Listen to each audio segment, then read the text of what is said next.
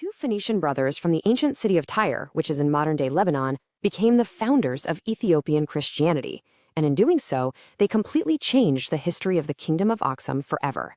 It's an absolutely incredible story of survival, intellect, and faith. We're going to trace exactly how two young men, carrying the incredibly rich educational and cultural heritage of Phoenicia, somehow found themselves stranded in the heart of Africa, and then went on to shape the spiritual destiny of an entire civilization. Let's step back in time and uncover how this remarkable journey actually began. So, the year is right around 316 AD. Frumentius and Odysseus, these two young Phoenician brothers, set out on what should have been a completely routine trading voyage to Abyssinia with their uncle, Meropius. But when their ship docks at a Red Sea harbor, things take a horrific turn. The local inhabitants actually massacre the entire crew. Out of everyone on that ship, only the two young boys are spared. Stripped of their freedom, these sons of Tyre are taken inland and presented as slaves to the king of Aksum. Literally, in a single day, their lives are turned upside down. Yet, they weren't your ordinary captives. Because of their deep Phoenician education, they quickly earned the absolute trust and favor of the Aksumite king, who eventually elevated them to these really powerful administrative positions. In fact, the king was so impressed by his Phoenician advisors that right before his death, he granted them their freedom. Now, they had every right, and probably every desire, to finally go back home to Tyre.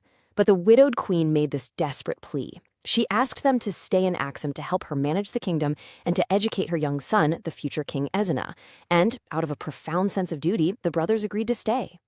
Part 1. Slaves to Royal Advisors. An Unlikely Rise to Power. As highly educated representatives of the Phoenician civilization, the brothers had firmly established themselves as vital pillars of the royal court. As Frumentius stepped into his role as a royal advisor, he used a genuinely brilliant, gradual approach to his faith. He had these deep Christian beliefs, but he didn't just force them onto the native Aksumite population. Instead, what he did was actively encourage Christian merchants who were traveling through the kingdom to worship openly and set up visible meeting places. By bringing the faith out into the open in such a respectful way, he completely normalized Christianity within the Aksumite culture. And just by seeing this peaceful, structured worship, native Abyssinians naturally and organically began to convert. Moving on to Part 2, a strategic spiritual mission, the journey to Alexandria. Now, a massive turning point happens when Prince Ezana finally comes of age and takes the throne. With their primary duty fulfilled, the two brothers chart different paths. Odysseus decides to return home to his native Tyre, where he's ordained as a priest. Frumentius, however, realizes that the seeds of faith he planted in Aksum really need structured leadership if they're going to survive. So he travels north to Alexandria, Egypt, to get an audience with Saint Athanasius, who was one of early Christianity's most formidable leaders. His mission is super straightforward. He wants to ask Athanasius to send a bishop to guide the growing Christian community down in Abyssinia. Well, Athanasius listens to this wild journey of a Phoenician scholar who had single-handedly laid the groundwork for an entire national church. And his response is just a brilliant stroke of historical insight. He looks right at Frumentius and declares, "You're the perfect person for this." Athanasius knew that literally no one understood the kingdom, its new king, or its people better than Frumentius, so he immediately consecrates him as bishop. The year's around 328 AD, and Frumentius officially becomes the very first bishop of Ethiopia. Which brings us to Part 3, building an Ethiopian church, 4 pillars of transformation. Armed with this new authority, Frumentius heads back to Aksum. He isn't just a royal tutor or a clever advisor anymore, he's a spiritual leader with a monumental vision. What happens next is a massive, kingdom-wide nation-building project that reshapes the very fabric of the Aksumite Empire. We can really break this transformation down into 4 foundational pillars. Step 1 was religious infrastructure. He established the St. Mary of Zion Church in Aksum, a site so important it became the traditional coronation place for future Ethiopian emperors, and it's actually the location where Ethiopians maintain the Ark of the Covenant is kept to this day. He also founded Dabba-Samana, which is this impenetrable monastery carved straight into a sheer cliff face. Step 2 was royal conversion, which we're going to look at closely in just a second. Step 3 was rapid expansion, which saw the founding of 44 different churches across the kingdom. And Step 4 was a sweeping cultural revolution. So let's zoom in on that second pillar, royal conversion. Frumentius baptized his former student, King Ezana, which made him the absolute first Aksumite monarch to embrace Christianity. And this was not some private behind-closed-doors affair. It was an incredibly public declaration. If you look at early Aksumite coins, they featured traditional pagan motifs, like the disc and crescent. But right after his baptism, Ezana revolutionized the currency.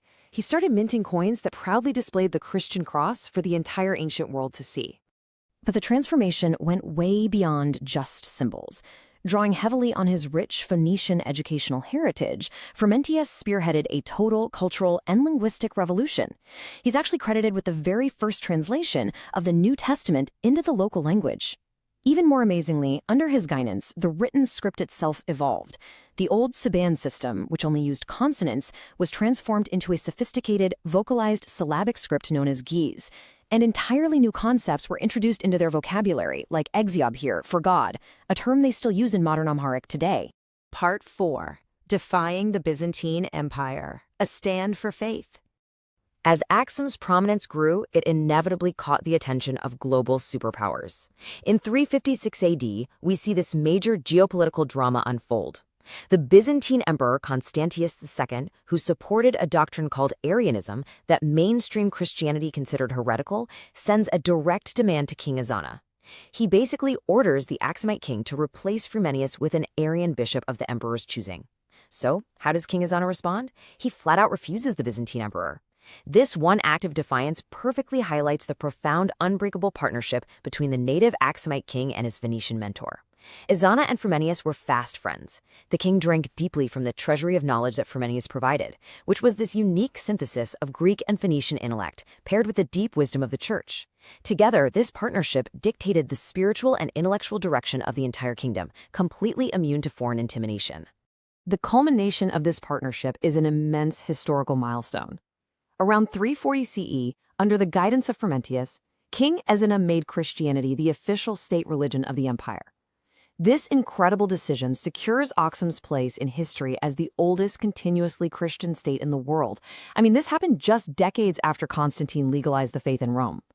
This strategic alignment forged really powerful commercial and cultural links across Rome, Egypt, and the Byzantine world, launching Aksum into an era of massive prosperity.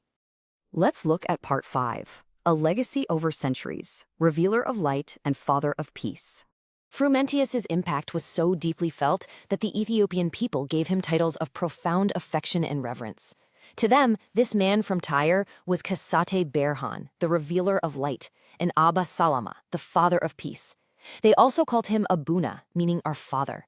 And in a beautiful living connection to this history, that title Abuna is still used today to designate the head of the Oriental Orthodox churches in Ethiopia. The foundation Frumentius built turned out to be incredibly resilient. As the geopolitical map of the world shifted dramatically and Byzantine North Africa fell to Islamic expansion in the 7th century, Ethiopia stood firm. It remained the only Christian kingdom on the African continent. This steadfast identity, forged by a Phoenician bishop and an Aksumite king, became an impenetrable bastion. Centuries later, it would also be the only African kingdom to successfully withstand European colonization in the 19th century. And the legacy of Frumentius isn't just ancient history. It's a thriving modern reality. Today, the Ethiopian Orthodox Tewahedo Church claims an estimated 60 million members worldwide, which makes it the largest of the Oriental Orthodox churches. On top of that, the precedent set wherein Athanasius consecrated Frumentius established an unbroken 1600-year tradition where the Patriarch of Alexandria appointed Ethiopia's bishops. That tradition lasted all the way until 1959. Because his impact was so profound, Frumentius is actually venerated across the entire global Christian spectrum. Different traditions honor his life and legacy on their own respective feast days. From the Coptic and Eastern Orthodox churches to the Catholic Church, and of course the Ethiopian and Eritrean Orthodox churches, his memory is celebrated as a unifying pillar of early Christianity. Let's quickly trace the unbroken chronological arc of his life. In 316 AD, a young Phoenician boy is enslaved.